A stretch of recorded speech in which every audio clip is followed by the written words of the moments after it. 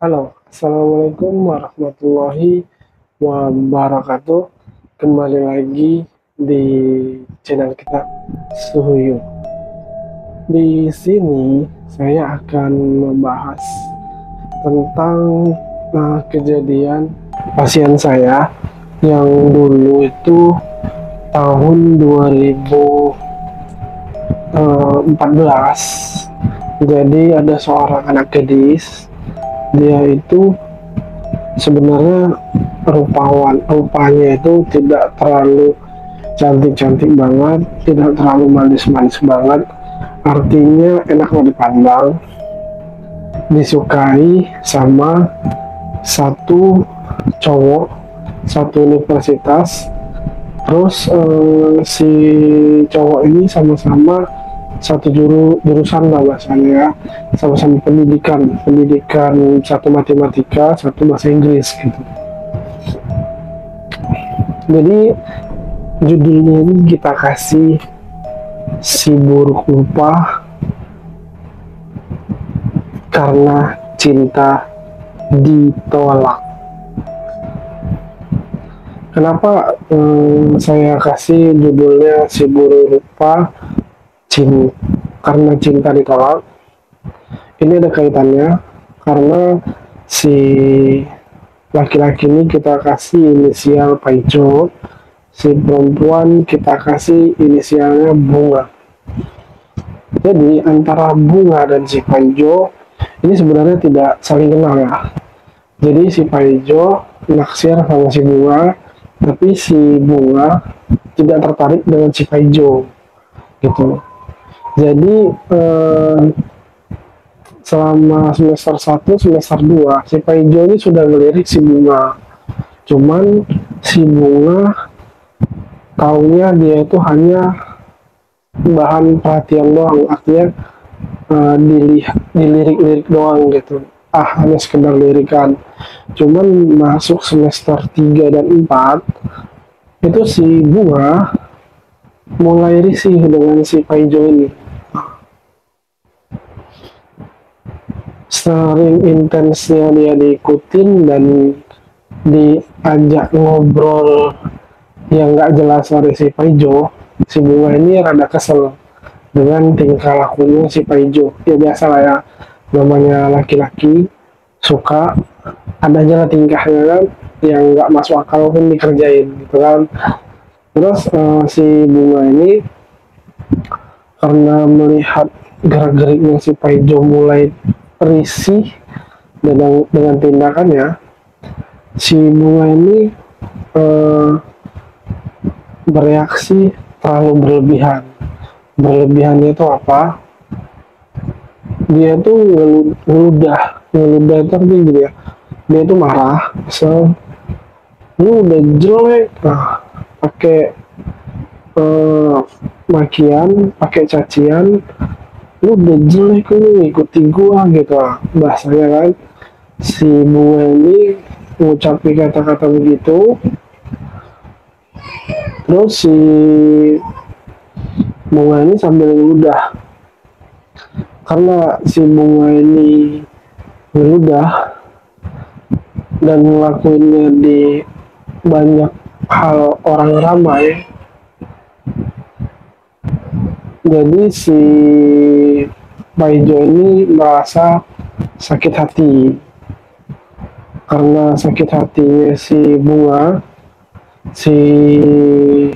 sakit hatinya sakit dari si Paijo, jadi si Bunga ini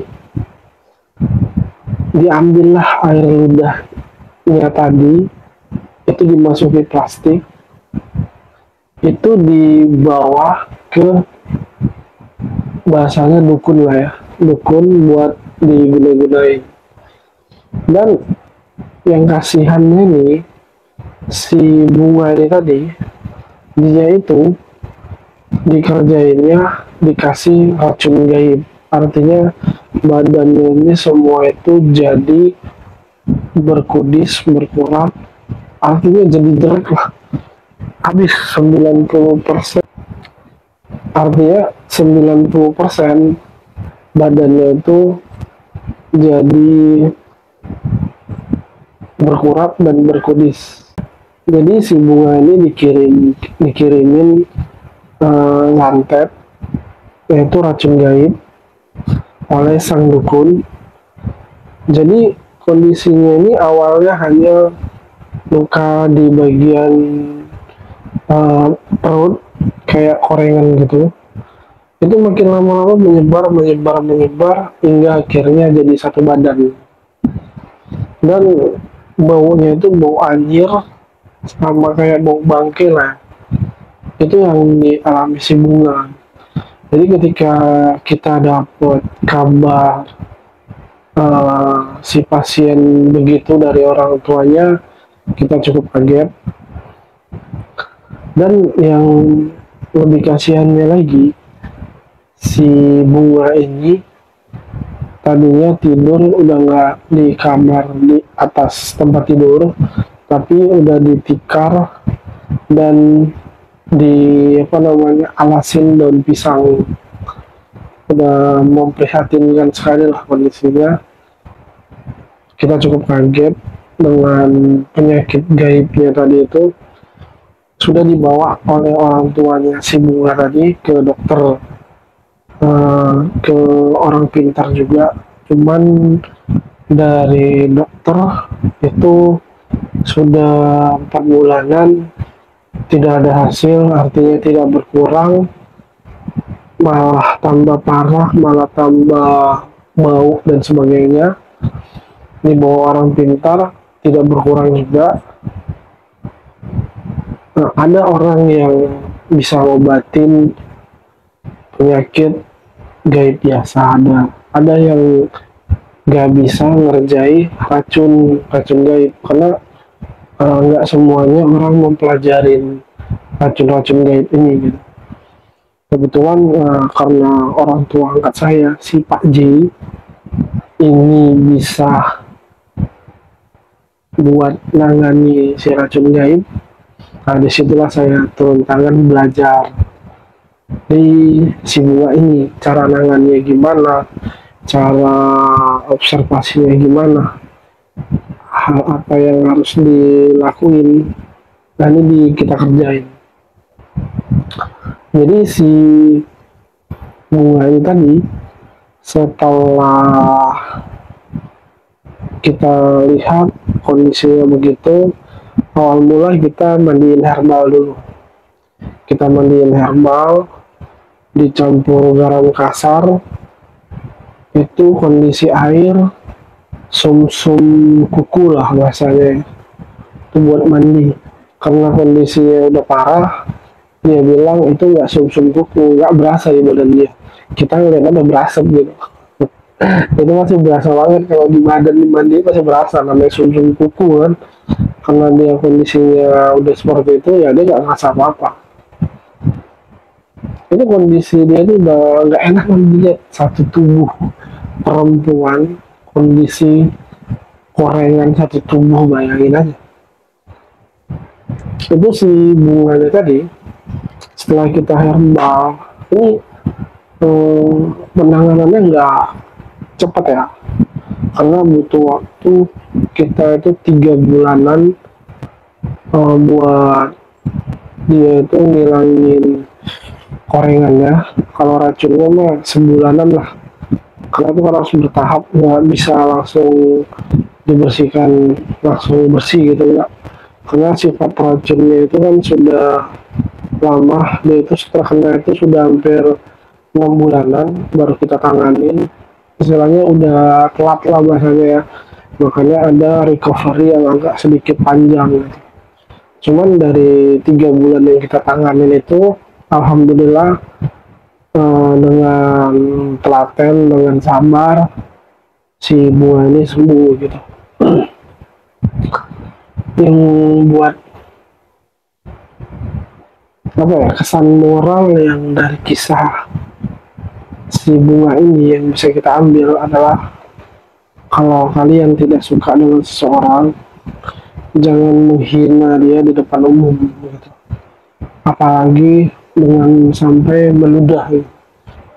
Sama kayak halnya kejadian kasus yang lagi viral si Vina kan, mungkin si apa tuh namanya si Terong atau siapa itu terlalu kurang ajar hingga akhirnya si Vina ngeludahin. Nah, sama halnya dengan si Bunga ini, cuman dia risih, dia lontarkan kata-kata yang kurang pantas hingga akhirnya diikuti dengan tindakan mudah di depan umum. Itu sangat membuat sakit hati orang banget gitu kan, dan akhirnya terjadilah si Bunga jadi wanita yang benar-benar buruk. Kita ini pengobatannya si Bunga ini selama 3 bulan itu lebih ke bersihin mandi herbal. Herbalnya banyak sih, dia itu kayak rumput-rumputan gitulah, ada nama-namanya, cuman saya nggak bisa publish, takut nggak tahu cara ngudainnya, pintar-pintaran nanti malah nyalain saya kalau salah gitu kan. Soalnya kalau penyakitnya itu di daerah Simalungun terkenal dengan namanya gadam, gadam api, gadam angin. Nah, kalau saya bilangnya itu adalah racun angin, racun gaib angin yang membuat badan seseorang jadi korengan, buruk rupa, salah penanganan, jadinya satu badan. Ini jadi seperti apa ya bahasanya? Si Bunga ini ya orang kalau ngeliat ya benar-benar nggak tertarik lagi gitu. Ini benar-benar ya rusak banget lah, gimana lu kok koldesan korengan gitu ke muka atau badan gitu. Itu enggak banget gitu. Terus kita lakukan selama 3 bulan, itu dia sembuh 70%. Dia sembuh 70%, sisanya itu sebenarnya tinggal dia itu rajin-rajin kayak mandi air garam kasar, dibacain doa, itu dilakuin sebelum asar, itu tiap hari. Kalau si Bunga bilang sembuhnya itu dari kita buat 70% ke 100%, itu kurang lebih ada 2 bulanan lagi, berarti total dia buat sembuh pulih ke asal semula itu bisa 5 atau 6 bulanan lah kurang lebih. Ya cukup merepotkan, cukup buat kita kewalahan dalam segala hal, dari finansial pasti, dari orang tua yang sedih lihat anaknya begitu.